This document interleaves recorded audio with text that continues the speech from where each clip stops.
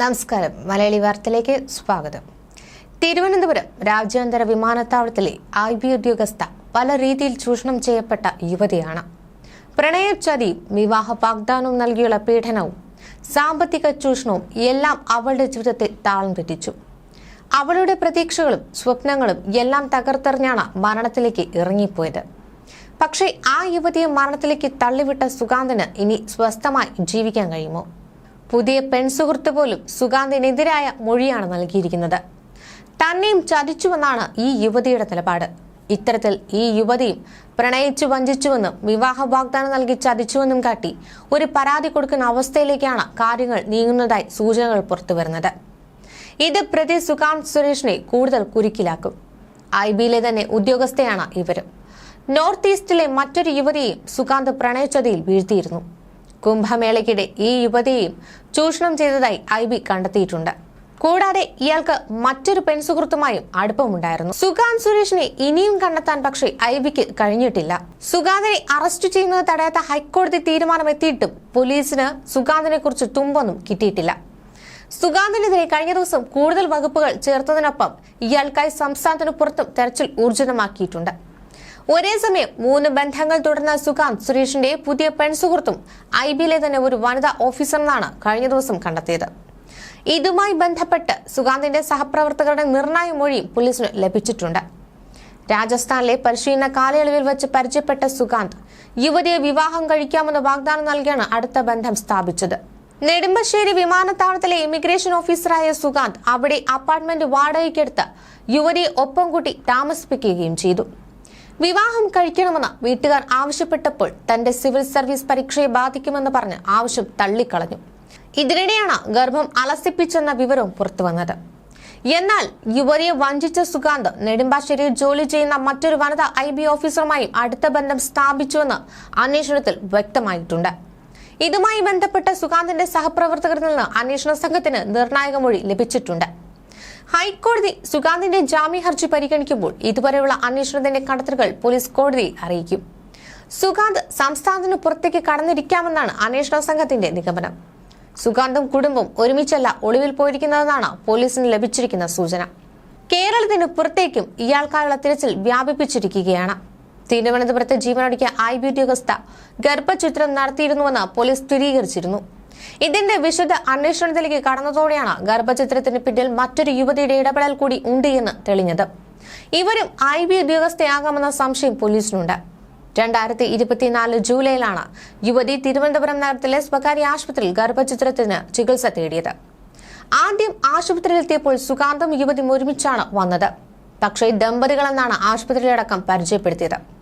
വിശ്വസിപ്പിക്കാനായി വിവാഹ രേഖകളും വിവാഹ ക്ഷണക്കത്തുമെല്ലാം വ്യാജമായി തയ്യാറാക്കി ഹാജരാക്കുകയും ചെയ്തു. എന്നാൽ പിന്നീട് 2 തവണ ആശുപത്രിയിലെത്തിയപ്പോഴും സുഗാന്ത് ഒപ്പം വന്നില്ല.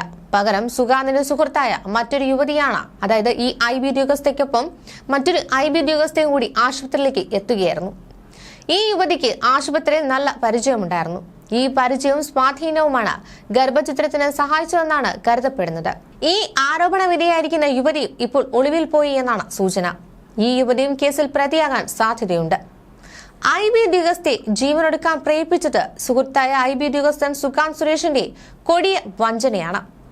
യുവതിയുമായി ലിവിംഗ് ടുഗദർ ബന്ധം പുലർത്തി ഗർഭിണിയാക്കിയ ശേഷം അബോർഷനും നടത്തി കൈകഴുകാനാണ് സുഗാന്ത് ശ്രമിച്ചത്. വിവാഹ വാഗ്ദാനം നൽകി പീഡനമെന്നത് കൃത്യമായി തെളിയിക്കുകയാണ് ഇവിടെ.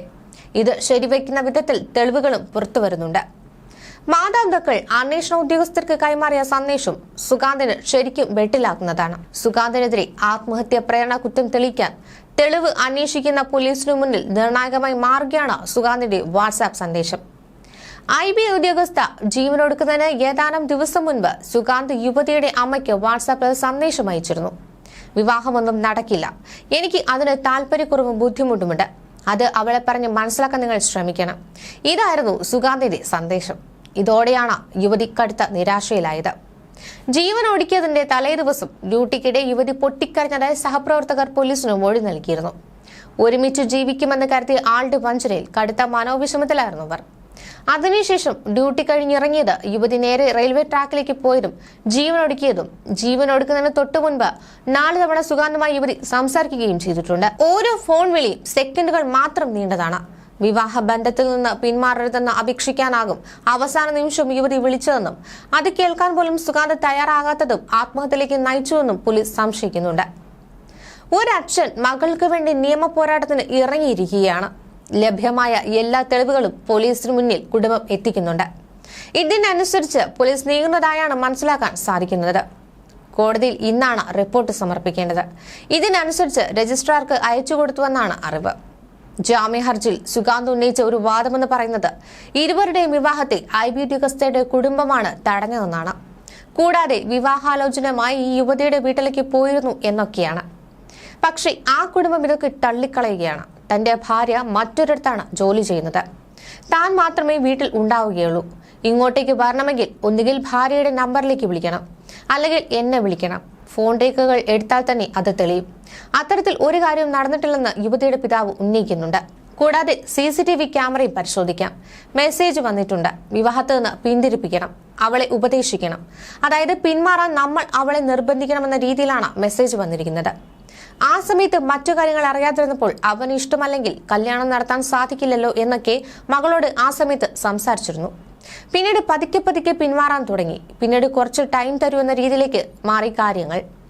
ആ സമയത്ത് മറ്റൊന്നും നടന്നെന്ന് നമ്മൾ അറിയുന്നില്ലല്ലോ. അപ്പോൾ നമ്മൾ വിചാരിച്ചു അവൻ ഇങ്ങനെ പറയുമ്പോൾ പതുക്കെ അവൾ മാറി വരുമെന്നാണ്. പക്ഷെ പ്രതീക്ഷിച്ചതിന് വിപരീതമായാണ് നടന്നത്. വ്യാജരേഖ ഉണ്ടാക്കിയാണ് ഗർഭചിത്രം നടത്തിയത്.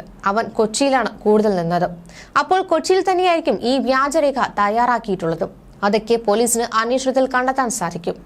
ഈ ഒരു വിഷയം ഉണ്ടായിട്ട് സുഗാന്തിന്റെ ബന്ധുക്കളോ ആരും തന്നെ തങ്ങളെ ബന്ധപ്പെട്ടിട്ടില്ല.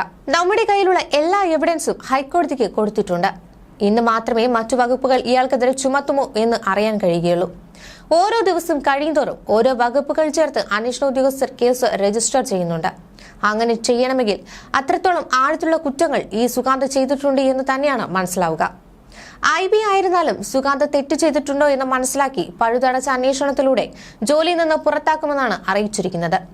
കൂടാതെ കേന്ദ്രമന്ത്രി സുരേഷ് ഗോപി വന്നപ്പോൾ കുടുംബം പരാതി കൊടുത്തിരുന്നു.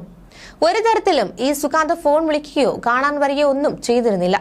ബന്ധുക്കളൊക്കെ അടുത്തുണ്ട്. വന്നാൽ തന്നെ അവരായാലും കാര്യങ്ങൾ അറിയിക്കും. പക്ഷെ അതും ഇവിടെ ഉണ്ടായിട്ടില്ല.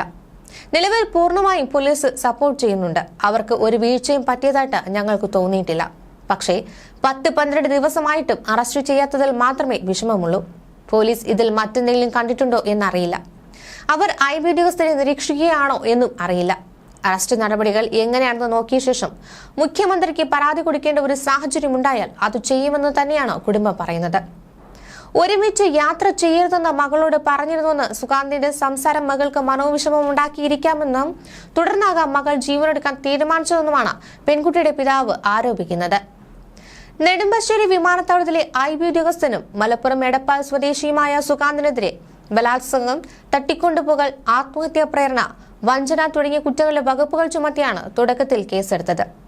ലഭിച്ച തെളിവുകളുടെ ഗൗരവം കണക്കിലെടുത്ത് ഇയാളുടെ മുൻകൂർ ജാമ്യാപേക്ഷ തള്ളണമെന്നാവശ്യപ്പെട്ട് പോലീസ് വരും ദിവസങ്ങളിൽ ഹൈക്കോടതിയെ സമീപിക്കും.